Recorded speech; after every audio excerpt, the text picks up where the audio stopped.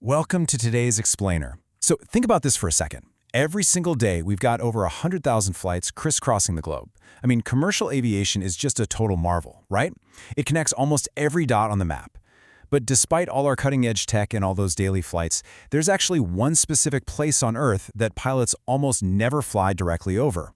Yep, the roof of the world itself, Mount Everest. Today, we're going to unpack exactly why state-of-the-art jets actively avoid this massive landmark. Let's jump right into the sheer scale of it. 8,849. That's Mount Everest's height in meters, which is well over 29,000 feet. This isn't just a tall peak. It's literally a jagged physical wall up in our atmosphere. Now, you're probably thinking, modern jets fly way above 30,000 feet all the time, right? So why can't they just cruise right on over it? Well, it turns out altitude alone doesn't tell the whole story. The answer is a really fascinating puzzle involving physics, biology, and some absolutely strict safety protocols. Which brings us to our first major hurdle, the emergency descent problem. Okay, so when everything is going perfectly fine, sure, commercial planes are cruising comfortably between 31,000 and 38,000 feet. That sounds like plenty of clearance above a 29,000-foot mountain. But here's the catch. Pilots don't just plan for the best-case scenario, they are constantly training for emergencies. If a plane suddenly loses cabin pressure, standard safety protocols says they have to execute an immediate rapid dive down to 10,000 feet. Why 10,000? Because down there, the outside air actually has enough oxygen for all of us to breathe safely without masks. But imagine doing that emergency maneuver over Everest. Diving to 10,000 feet there wouldn't put you in a nice fluffy cloud, it would literally mean crashing straight into solid rock. And you know, the problem really isn't just one single peak.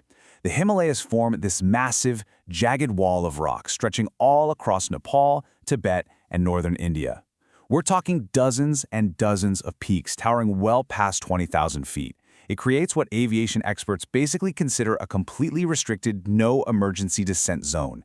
If something goes wrong with the cabin pressure over this region, pilots simply cannot just casually drop down to a safe altitude like they would over the open ocean. There is absolutely no safe way down. And that leads us right into the terrifying oxygen math. Since dropping down to 10,000 feet is off the table, we run into some hard biological and mechanical limits. The magic numbers here are 12 to 20. If you've ever paid close attention to a pre-flight safety briefing, you know the yellow oxygen masks drop if cabin pressure fails. But what they usually don't shout about is that passenger oxygen masks on commercial planes typically only supply air for 12 to 20 minutes. It's a system designed to give the pilot just enough time to get the plane down to a breathable altitude. But over the vastness of the Himalayas, pilots simply cannot clear those mountains and reach a safe, lower altitude before that 20-minute timer runs out. And if that oxygen stops flowing before the plane gets low enough, everybody on board faces a huge immediate threat: hypoxia. Hypoxia is incredibly dangerous. It happens when your brain and body just aren't getting enough oxygen. You start getting dizzy, your vision blurs, and eventually it leads to a total loss of consciousness.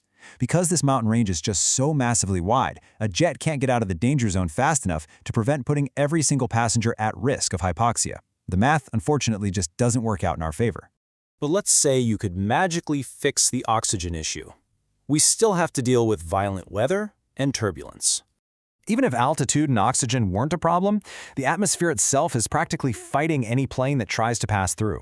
These mountains are so gigantic, they literally brew up their own incredibly volatile weather systems.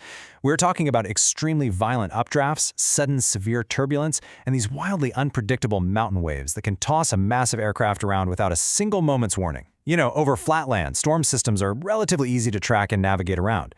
But the weather whipped up by these towering peaks? It's chaotic. It turns an already risky area into an absolute atmospheric no-go zone for large passenger jets. Right, so I know exactly what you're probably thinking right now. It's the most logical question. Why not just fly higher? If the mountain is 29,000 feet, why not just pop the plane up to, say, 45,000 feet and fly right over all that nasty weather and rock all together? Well, as amazing as commercial jets are, they aren't spacecraft, right? They have very real physical limits. So Everest peaks at roughly 29,000 feet, and regular cruising is up to about 38,000. Now, a passenger jet's absolute service ceiling is usually around 41,000 to 43,000 feet. So technically, yeah, they can physically get that high.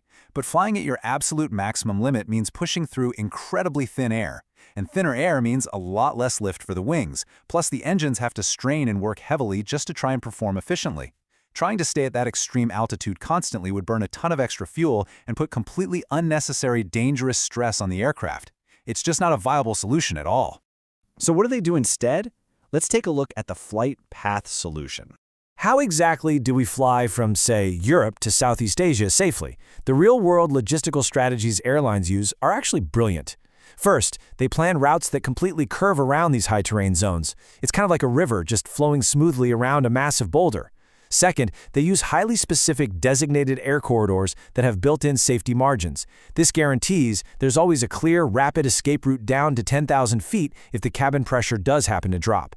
And finally, aviation authorities across Nepal, India, and China rigorously enforce strict minimum safe altitudes for the whole broader region. Large 300-passenger jets never just wing it up there. They follow meticulous paths designed to ensure they never end up trapped over the peaks. Now, for sure, there are exceptions. You might have actually seen photos or videos of planes flying right near Everest, but those are definitely not your massive commercial flights. We're talking about small, specially modified propeller planes or helicopters used for mountain rescues, scenic tourist flights, and supporting mountaineers. But hey, that is a completely different ballgame. Those tiny aircraft are flown by incredibly experienced pilots operating under strictly controlled visual conditions.